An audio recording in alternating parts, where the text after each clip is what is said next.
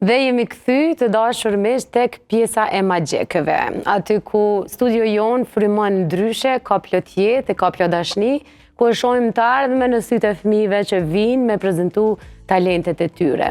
Unë sot do të kem kënaqësinë me pas studion time dhe me bën një intervistë shumë të lezetshme me një vajzë, përveç që është shumë simpatike, shumë të lexueshme, shumë të mençur, shumë me zoja në shkollën e saj, por shumë me zoja edhe në të shkruar.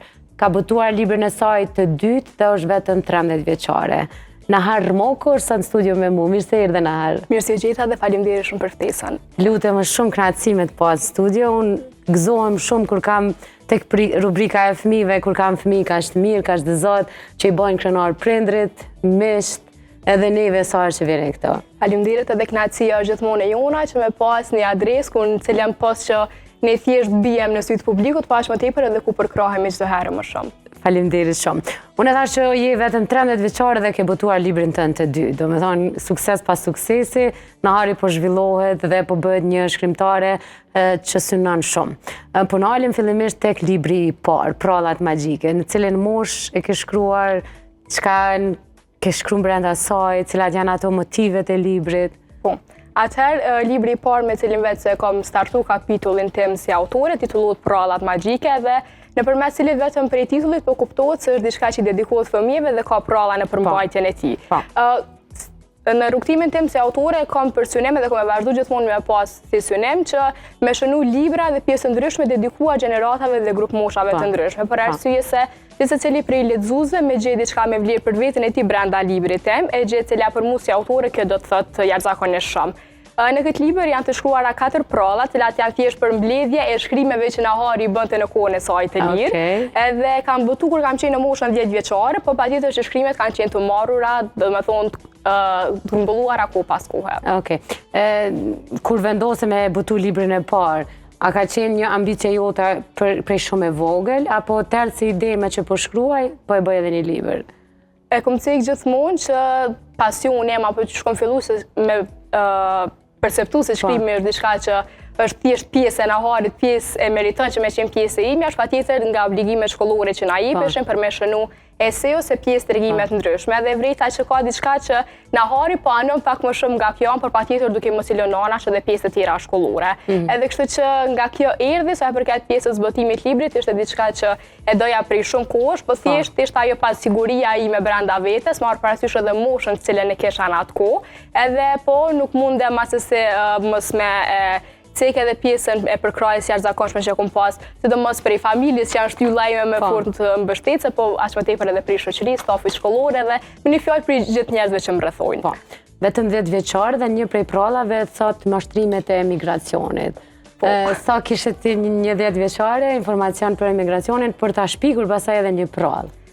Patjetër që prallat elementin kryesor e kanë atë fantazisë. Edhe unë kam cek titullin Mashtrimet e emigracionit, por nuk është që ndërlidhet vetëm me pjesën e emigracionit. Marr parasysh edhe moshën që e kam pas edhe patjetër një hurit mund me thonë kështu me u tregu sinqert minimale për një vajzë 10 vjeçare për me e perceptu komplet në korniza termin emigracion. Po këto më shumë ceket pjesa e ndërlidhur patjetër me fantazi, pjesa asaj cilës ti duhesh me punu shumë fort për me arrit, për me kriju një jetë cilën ti vetë se e ke dashur dhe se pa punë nuk arrit kurrë. Çush e shet tash në moshën 13 vjeçare emigracionin Nahar? Tash në moshën 13 vjeçare emigracionin me thonë me u tregu e sinqert e shën në pikpamjet ndryshme. Patjetër marr parasysh se jemi ndoshta jo në vendin më të mirë të mundshëm, jo në vendin i cili ofron mundësitë më të mira, po gjithmonë duhet me qenë ata që pavarësisht se jemi të kënaqur apo jo, perfekcioni nuk ekziston, as nuk ka me ekzistu asnjëherë, po patjetër që jemi gjithmonë krenar prej vendit se nga vim edhe gjithmonë edhe ndoshta jeta mundet me na përballë me emigracion, po asnjëherë mos me harru se prej ku vim edhe gjithmonë që me thon krenar se jemi nga Kosova, as më tepër nga treva shqiptare. Naharën mendoj vendin e bëjmë të mirë na. Kështu që sa më shumë njerëz si Nahari e që kontribojnë, vendi jonë shkëlqen, përveç ndjenjes krenarisë që jemi shqiptar. Kështu që vendi jonë shkëlqen nga njerëzit që ka, që asnjëherë emigracioni nuk duhet me ka në planet tua. Asnjëherë. Se me Nahari dhe Kosova ka nevojë me qenë bashkë.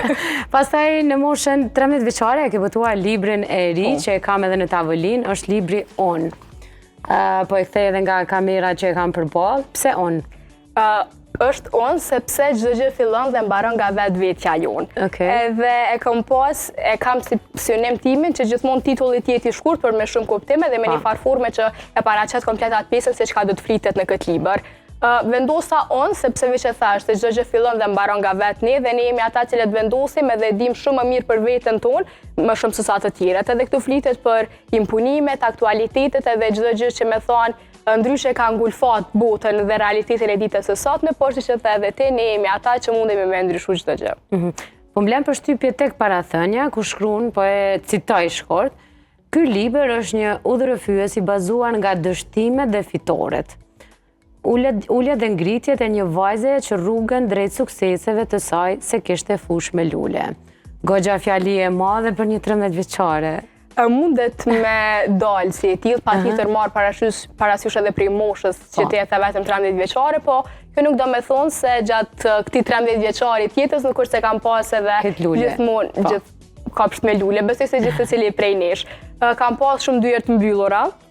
Kam pas shumë momente që më shton një jo e prerë për diçka cilën unë e dija se ajo jo nuk është që e meritoj të faktën unë si person edhe ato idetë e mia, por mbi gjitha jam rritur nga një familje dhe nga dy prindë cilët më kanë mësuar gjithmonë edhe vazhdojnë gjithmonë të ma thonë se pjesa këto jot ty të bëjnë akoma dhe më të fortë. Edhe pjesa që ti e merr një jo se të mbyllet një derë kanë me tu hapë edhe 10 tjera. Do me thonë që asnjëherë mos me u dorëzu sepse këto gjanat e prera, cilat ndoshta nuk janë aq shumë favortane, të bojnë që në momentin që ti arrin diçka me ditë vlerën akoma dhe më shumë. Bravo, me të vërtet lum prindërit që të kanë, lum na që të kemi në studio për me dhënë shembull ideal tek bashkëmoshtarët tu. Mbretëresha ime mos i dedikohet mamit. E vërtet. Nuk di pse gjithmonë e aludojmë, po nanat janë mbretëresha. Janë mbretëresha, heroina, ato më çmuara për ne. Tregom lidhjen tënde me mamin, pastaj edhe tregimin që e ki tek unë. Në fakt, në librin unë e kam cek një pjesë edhe për nanin edhe për babin. Do me thonë është mbretë dhe mbretëresha ime, ju asë se. Për ndryshme një fëmijë vetëm në familje, do me thonë jam vetëm unë. Dhe se kjo pjesa, faleminderit shumë. Edhe patjetër që unë e them gjithmonë, nahari që është sot, është bëhet gjithmonë prej fjalëve të prindërve të saj. Do të thotë fjalë të nanit edhe të babit që nuk mi kanë kursy asnjëherë, unë jam bërë kjo që jam sot edhe shpresoj se ëndrrën time më të madhe një që e kam është vetëm që t'i bëj ata krenare dhe me të vërtetë t'i shoh se ata janë të lumtur për mua. Diçka që unë e kam vritë edhe për urimin e librit tim që e kam pas me 18 prill që e kam pas në shkollën time, edhe momentin kur isha gjatë fjalimit, edhe thjesht përballë kisha shoqërinë, stafin e shkollës, po dhe familjen, edhe në krye trishtit që qëndronin prindrit e me, edhe me një moment thjesht ngela dhe thash okej, në harë deri dikon ja dole. Po asnjëherë nuk e mendoj atë pjesën që kam bëm mjaft dhe tani të ndalja. Më shpeshherë kam edhe si shaka me thonë kështu, sidomos me nanin, po edhe me babin që këta asnjëherë nuk më kanë thënë se jemi krenar për ty. Edhe arsyeja sepse nuk më kanë thënë, unë e them gjithmonë që është arsye shumë pozitive sepse kam frikë se mos më rritet mendja dhe s'të bëj këtu ku jam. Edhe kur përfundoi gjithë përurimin, gjithë organizimet dhe fillu me familjar duke bisedu se si shkoi, se si ishin mendimet e tyre sa i përket përurimit, edhe ju thash është halo, a do të më bëj halo diçka më shumë, është bolla ju. Absolutisht që dush më bëj halo. Por a din kur i bën prind krenar, se jam prind vet, kur ti je lumtur.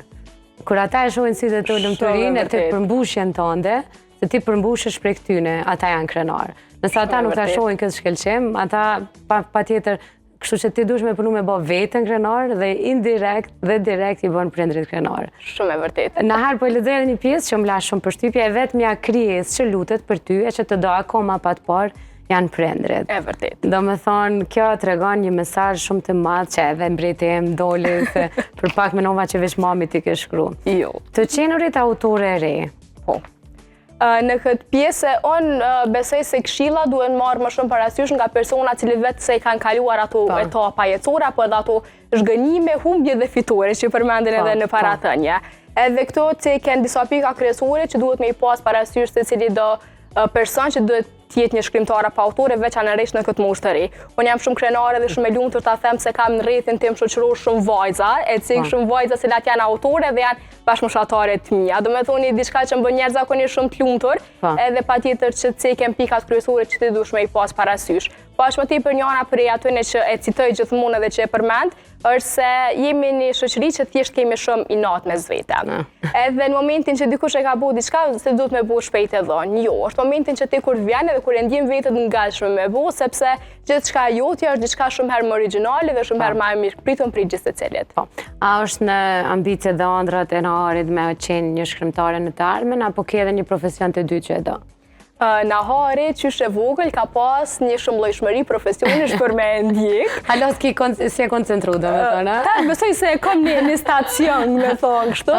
Nëse flasim për Naharin 5-6 vjeçare, në momentin ku Radi Fete Jahjaga ishte presidente e Kosovës, kurse që e ka njoft Naharin, se persona ka di që Nahari ka ëndër mu bu presidente.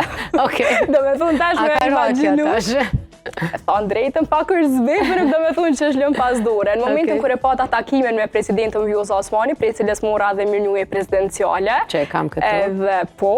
Edhe ja spjegova dhe asaj pjesën e dëshirës për qenë presidente, gjithashtu i thash se kam pasion shkrimin, atëherë nuk e kisha të botuar asnjërin prej 2 librave, edhe i tregova se më pëlqen edhe shumë gazetaria si profesion. Edhe ma dha një këshill që ne kam vatë në versh që thonë kështu, që më tha me shkrim mundesh me vazhdu se cilën do herë të dush, sepse e ki pasion tëndin. Gazetarin më tha ta filloj në vitet e parat punës, edhe pse jo ta mendoj dhe profesionin e presidentës. Gjë cilën patjetër që e vlerësoj shumë, marrë parasysh se t'jesh një grua dhe ta udhëheqësh një vend si Kosova, është patjetër një wow e madhe dhe një diçka që duhet me u do atrokit prej gjithë secilit prej neve. Po momentalisht Nahari shkrimin e mendon thjesht si pasion të saj, jo si profesion që mundet që ka me vazhdu për me zhvillu edhe në vitet e saj janë vazhdim, po patjetër që se stacion kryesore është pjesën e moderimit dhe televizionit. Dhe televizionit dhe të mirëpresim çdo herë me kënaqësi me të pas kolege, sepse një vajzë të tillë që ndriçon kaq shumë kemi secili medium ka nevojë dhe unë mendoj që një po e madhe të vjen kudo që shkon, vetëm me kushtin që shkolla do të vijojë siç duhet. Normalisht. Në fakt derisa po i dëgjoja këtu fjalë për pohem patjetër që gjithë secili prej neve i mendon, po nuk është që kam gjetur atë shumë dyer të hapura sa përkat pjesës së televizionit. Kjo është edhe arsyeja kryesore sepse kam thënë dështimet dhe fituret mbi gjitha. Edhe pse unë se cilin do televizion që kam marrë pjesë gjithmonë kam shpreha dëshirën time që pse jo me pas një emision për fëmijë tash në ndonjërin prej mediumeve tona, marrë parasysh se fëmijët me thonë ta mangë shumë lirisht dhe shumë një drejt për drejt, janë lanë shumë pas dore dhe nuk është që ka ndonjë orar, pos familja jonë që është dhe duhet me cek gjithmonë si programacion që me të vërtetë duhet me do artrogit jashtëzakonisht shumë, fëmijët shpesher shohin edhe ato gjana cilat nuk janë për me u pa për moshën e tyre. Nisna prej vetës kam qenë dikur vetë fëmija, tër ka pas disa emisione cilat janë dedikuar më shumë fëmijëve, po tash nuk është që kemi as shumë prezencë. Unë po të falenderoj për vlerësimin që bën për krejt çka bëjmë na si familja jonë dhe për familjet tjera që kontribuojmë. Padosh me humb shansën me marrë një nënshkrim prej teje, por fillimisht po du me ditë sepse me siguri ke filluar planet për librin e tretë, çka do fokusohesh tek libri i tretë? Me thënë drejtën, libri i dytë erdhi se një mendim prej anës time që kisha pushu jashtëzakonisht shumë prej librit parë. Edhe pse nuk ishte ndonjë pauza që madhe sepse ishte një vjeçar mjaft shumë i ngarkuar, po gjë e cila erdhi si pasojë se kisha menduar se kisha pushu jashtëzakonisht shumë. Tash akoma nuk është që ka marrë vetëm prej librit dytë edhe po e shijoj gjithë pjesën e suksesit ti që shpresoj të jetë në rritje çdo ditë më shumë, po pse jo nuk është që mendoj që të ndalim këtu, patjetër që libri i tretë i katërt gjithmonë janë të mirëseardhur, por një temë, një diçka nuk është që e ka menduar akoma. Po, librin e ke titulluar unë, por gjatë bisedës gati gjithkohën ke folë veten e dytë Nahari. Çka do me thonë Nahari? Nahari do me thonë një vajzë, pa dash me u tregu mendje madhe se e quaj veten një person shumë modest. Ka pak banë, s'ka gajnë. Duhet mi u kazu dyshish njerëzve me hek modestin. Nahari në fakt është një vajzë shumë modeste, një vajzë e qetë shpesh herë, edhe pse kjo qetësia keq përdoret shumë në realitetin e hidhur ditëve të sotme, gjë cilën e kam përmendur edhe në librin tim. Patjetër që një vajzë me shumë këmbë në tokë, një vajzë shumë kreative, edhe një vajzë e cila është e rrethuar me gjithanet, me dashuri, si nga prindrit, familja, duke mos anashkaluar edhe shoqërinë. Ku mos me don dashni, kur ti po reflekton atë shumë dashni Nahar. Për ndryshe emri Nahar, do me thonë një rrezë mëngjezi, rrezja e parë e mëngjesit. Kështu që ke edhe një emër me kuptim shumë të madh. Faleminderit shumë. Ashtu siç e rezulton këtë rrezën tënde. Faleminderit. Librave, shkrimeve, fytyrës, të folurit, çdo gjë tjetër. Unë kam shumë kënaqësi me pas librin tënë, edhe me shumë kënaqësi do t'u lexoj edhe fëmijëve. Faleminderit shumë. Për ndryshe unë e të pres, kur e boton edhe librin e tretë, edhe të katërt, edhe të pestë, shpresoj që takimin tjetër ta kemi si kolegen. Okej, ambicet i ka të larta, Nahari, nuk po dorëzohet letë. Shpresoj Nahar, shpresoj edhe do të kemi kënaqësi nëse veç bëhet ajo. Shpresoj. Shumë faleminderit. Se bëndë po faleminderit juve. Po mundu me i ro pak si shkurt që mos me zgjatë, po pa tjetër që... Me shumë dashuri. Për Sarandën nga Nahari. Faleminderit shumë Nahar. Lexim të këndshëm. Pa tjetër, sot mas dite kam e lexu, për që ka dhe i vogël. Naharën të falenderoj shumë që ke qenë sot pjesë e familja jonë. Shpresoj që shkollën ta vazhdosh ashtu si që një nxënëse e shkëlqyer me gjitha notat e mira, edhe pse jo ta ndjekësh pasionin tonë, librin dhe gazetarin, sepse nuk janë të pamundura asnjëna.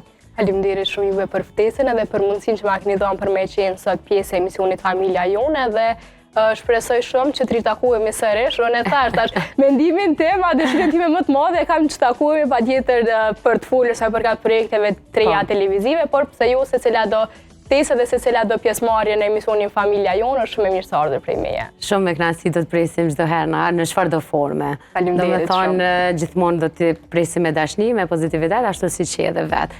Vazhdo të jesh po kaq ambicioze, po kaq e vendosur, po kaq këmbgulse me ndje kondra tua, lumsi te që ke një përkrahje kaq madhe prej prindërve, edhe lumsi ta që kanë me përkrah një fëmijë kaq të mbar.